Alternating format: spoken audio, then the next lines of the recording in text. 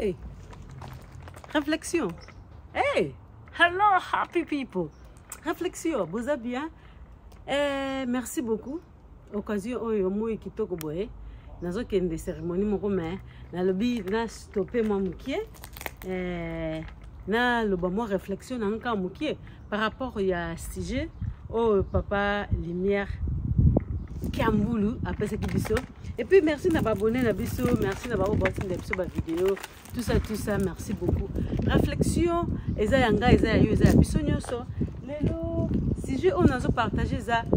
concernant question au papa lumière lobaki eloko ni etindaka basi obeto mibali babima.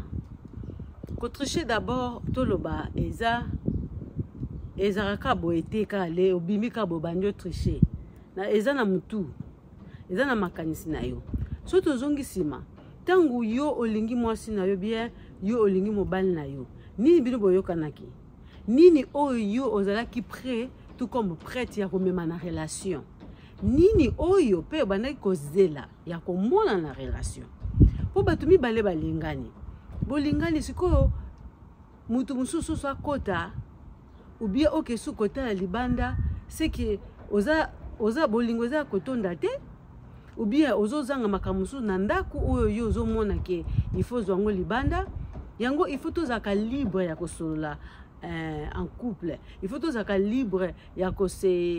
s'exprimer ya ba posa na biso ya ba penser na biso il faut tozaka libre alors ezaka très important nga na bali lelo ou bien naza mwasi ya le prince nini o nga na omema na couple na mariage ou na relation tout comme nini o ngai na ozolinga kozwa et pas mobile o nga na vani na ye nous sommes très important bato mingi ba kenda na relation na biloko moko bakutana na ngote et puis to ba ke éducation na biso pe eza ekeseni o ngai na kosala maybe wana ezali bakupa mutu mususu o ya kosala maybe nga na olinga ngote et alors il faut la balance il faut na couple kosola mutu esalaka ke koyeba penser ya moninga kosola la mutu ke eyeba ke ye alinga boete il faut koyeba partenaire na yo ata na maloba te ata na attitude na ye neti exemple mo na loba neti nga nini na koloba na ndako na nga mobali na nga botama mutakimia mutakimia akola ba grand frère nyoso ba voyageur ye atikali na lopango na bango ye na ndako ya mukie batongeli ndako ya pembeni mama ala na ndako munene alors kovanda celle déjà eza déjà caractère moko comment yako telemelango soki okomi na couple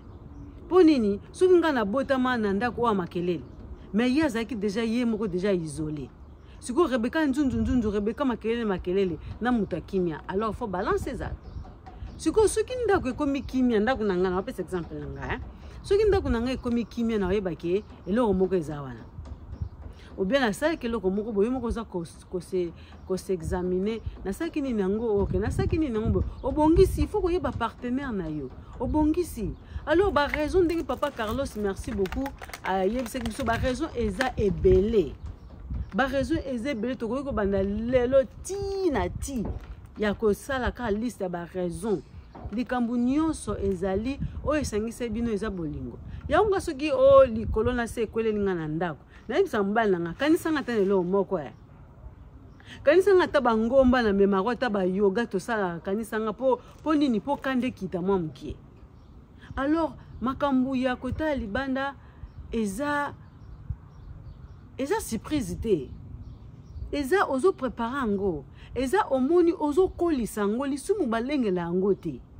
ndingi ndeko o awucho loba dernièrement okenda place moko boye ke okenda osombe loko fi moko akipako bien alors ozo continue ke kuna ozo kolisa lisumu wala ekobota ozo sopela mai et comme ke ok tokemela café to sala boy yes moi si pe ovandi ndeka ndeko na solo baki ovanda ozakana mutu moko boye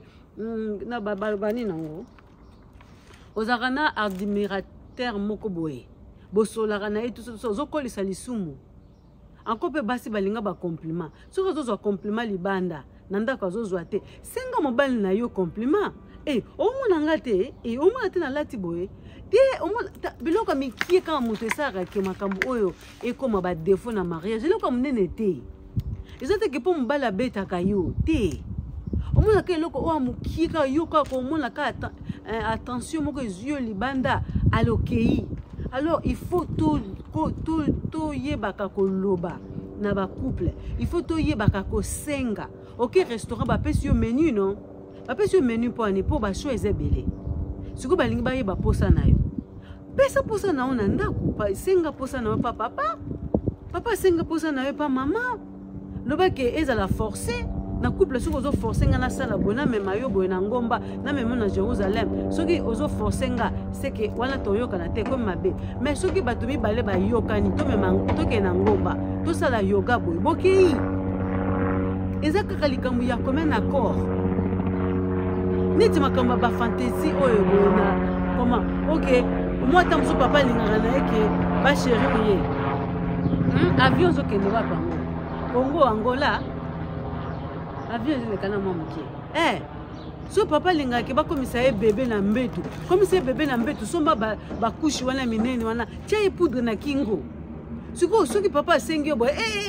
kindoki okomi kolala tolo na se okoti jeune mpo na papa mpo asengi yo eloko moko boye na bible ekomi te bible bayebisi biso nini na position ya fete bible adetaye nini lala na se mutu likolo adetaye eloko te likambo nyonso eza na commun accord makambo wana eza très important ya osolola yango ok papa amoni likambo moko boye mama amoni quelque part moko boye azwi plaisir alingi asala yango na ndako epeli moto papa ndoki oke kutu kobetela yango lisolo epa oyo mosala nzambe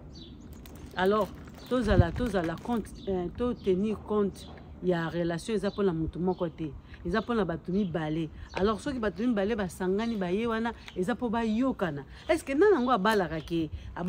mpo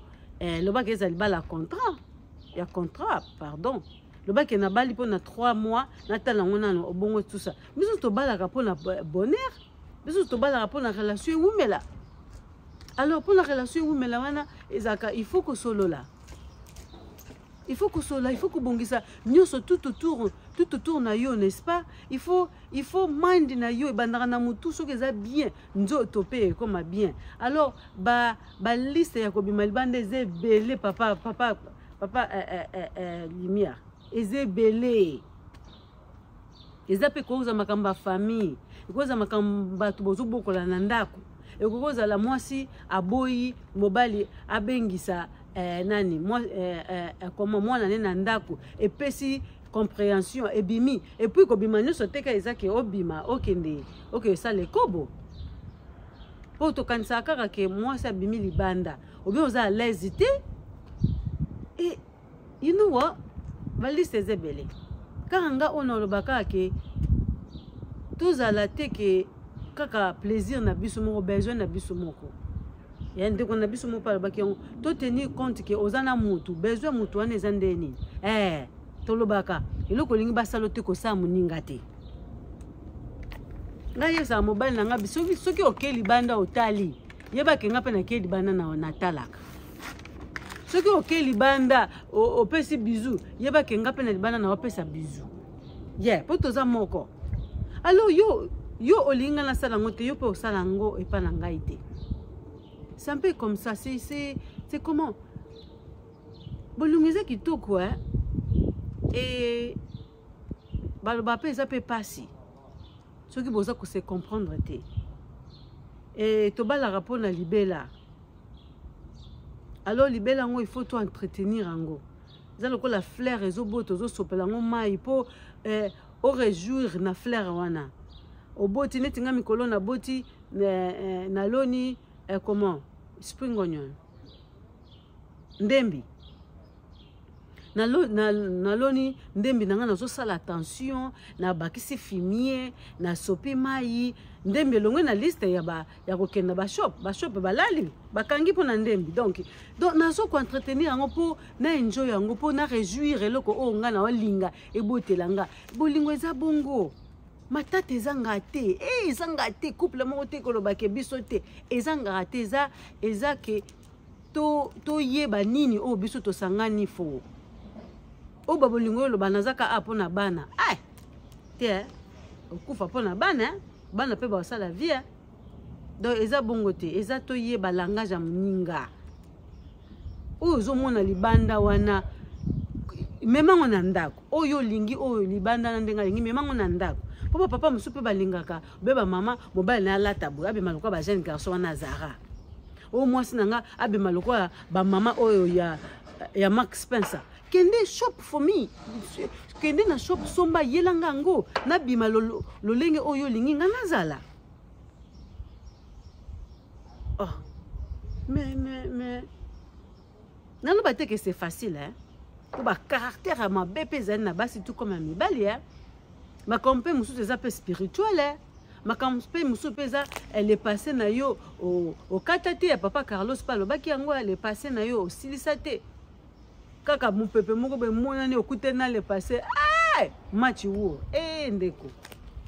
ozo ebate makamoni za makambe esprit alors na ke nanga mulaiti na ke événement nanga bana ndenge bazotanga mikolo biso na UK na Londres bana bazosa ba GCSE misusu bazosisa ba collège misusu bazosisa université alors un petit cadeau un petit félicitation pourquoi pas alors à la prochaine samedi ndenge tokuta na ka ndenge tokuta na samedi rendez-vous alors merci beaucoup occasion hein? Merci beaucoup de bonnes choses merci bye.